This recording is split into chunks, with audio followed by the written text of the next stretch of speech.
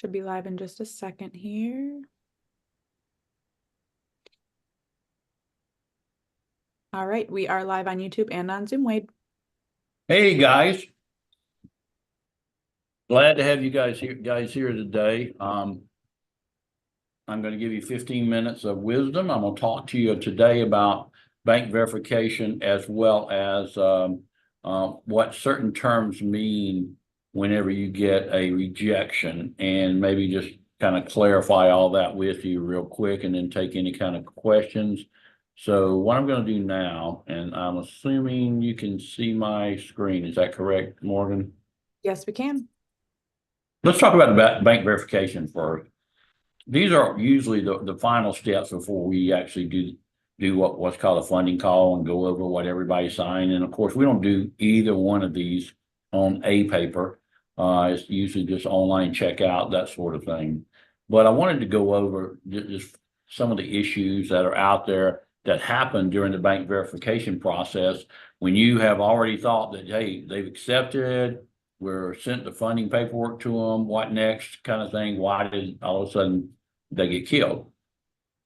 And up to this point, when we do bank verification, it's a pre-approval and it's pending this bank verification deal. So the underwriter's looking at a couple of things, really four important things. Three of them are the month-to-date revenue. You know, we just got out of April. And so May 1st happened yesterday, and we were doing bank verifications. We haven't even seen April yet from any of these clients. So when they do the bank verification, whether it's through Decision Logic or Plaid, it looks back through the whole month. And we see, oh my goodness, they just took funding. We didn't know it. Or, man, they've been negative 7 days during the month. That's happened way, way more than you think. And most of the time, these negative day problems and all that happen after the 15th of the month. So those are the things we're looking at. How many NSFs do they have? Do they have 20? But if all 20 were in the same day because of some kind of deposit reject, that's okay. But if it's like 20 over 4 or 5 or 6 days, that's a problem.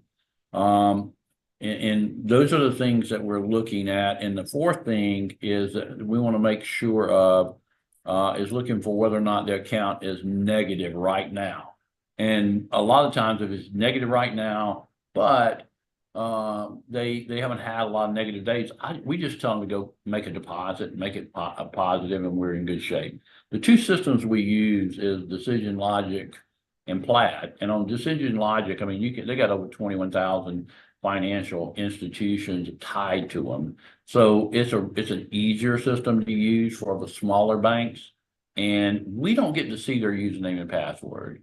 All the underwriter gets to see is looking at their bank statements and look only. We can only look. We can't do anything with them. We can't change them. We can't download them. We can't do anything but look at them. And that's what they use these systems for at the very end before they fund. The second one is Plaid. And I mean, this is real quick, really safe. I mean, it's one of the most safe systems on the planet, but Plaid doesn't always work with some of the smaller banks, the community banks and the savings and loan type banks, or some of the smaller credit unions.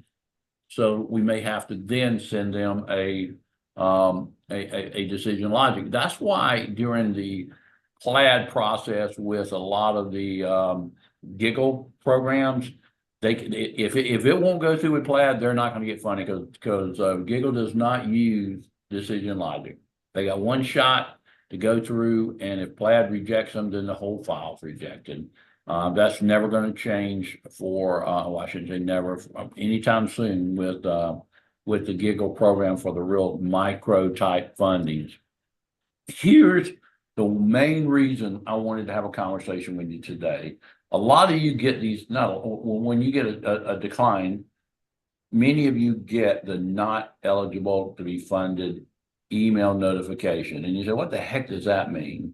This is what it looks like when I get it. It says, thank you for your submission. Unfortunately, we're unable to process your submission this time. This submission has been declined for one of the or more of the following reasons. The merchant is not eligible to be funded. I know what that means. But I call and I talk to him. But let me tell you what it could mean. When your client receives this email notification and you receive it, and instead of blasting me, oh, this tells me nothing, just simply send me an email and say, can you tell me what's going on? And if I can, I will. One of the main reasons is that they have poor payment history on funding with some past lender in this industry, and they put them on what's called data merge. And data merge is an online database that's designed to help funders determine if the future client of theirs has a bad track record in the alternative loan industry. It allows funders to enter and search records based on their federal EIN number.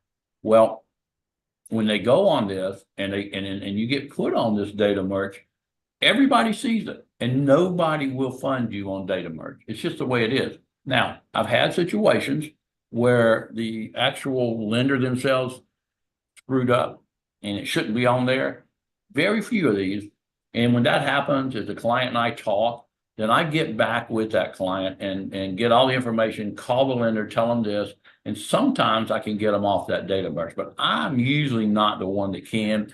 They're going to have to fight for their rights to get off of that data merge. But I'm telling you, all lenders see this data merge information, and they're not going to make, they're going to kill it.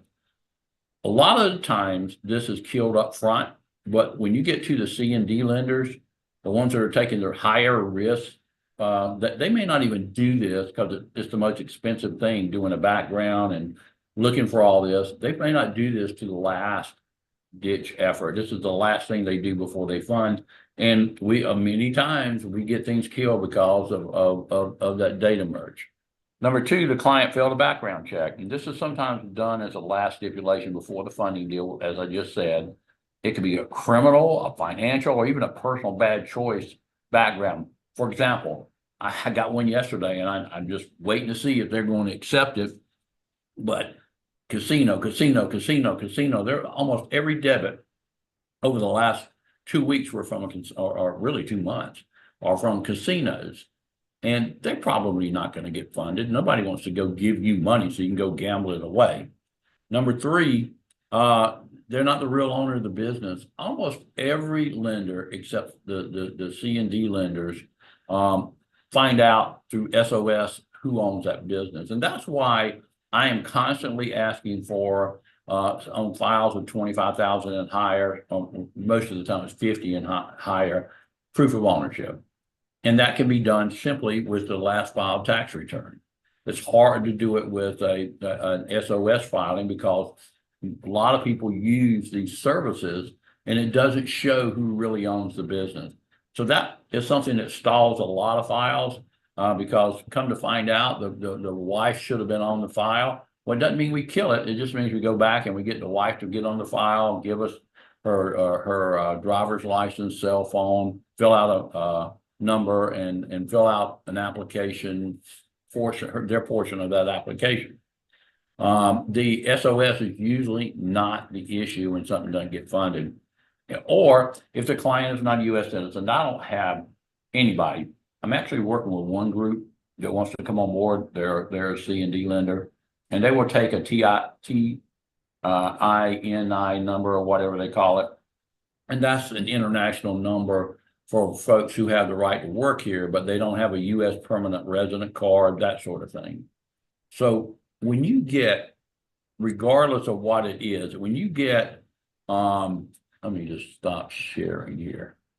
When you get an email from me and it says not eligible for funding, that's what I get. I have to call and find out why. I'm almost 100% sure that it's going to be one of 2 or 3 things every single time. I can't get around that. I'm not allowed, and our staff cannot send you an email saying this is why you're not eligible. I'm going to tell you, I would say 75% of the time the client knows why we're not funding them. I had one yesterday that sent me a real nasty email and just saying we're a bunch of scammers. Well, the guy is the scammer because he is he's had all kind of fraudulent activity, and he took money from a lender and never made one payment. I mean, it's just crazy stuff that happens out there, but it doesn't happen.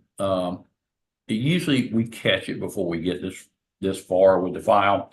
So I just wanted you to know that don't panic when you see, I mean, everybody panics because they're not getting their funding done. They were hoping for it. And I get it. I feel for you. That's why we're trying our best to try to push things through. But if it says not eligible for funding, then you can email me. And if I can tell you why, I can tell you why. If I can't, I'm going to tell you that, hey, the lender has given me the reason. I cannot share that reason, but you just need to know no one's going to fund it. And then if the client calls me, I simply let them talk to the lender. I'm not going to get involved in their personal situations from present or past. So if anybody has any questions about any of this, I'll be glad to answer it, or anything to do with funding, I'll be glad to answer. Do you see any hands up? I do not. Okay. Well, listen, great. Guys, that's my 15 minutes of the day. I really appreciate all of you, and we got a lot of files coming in. Keep it rolling, guys.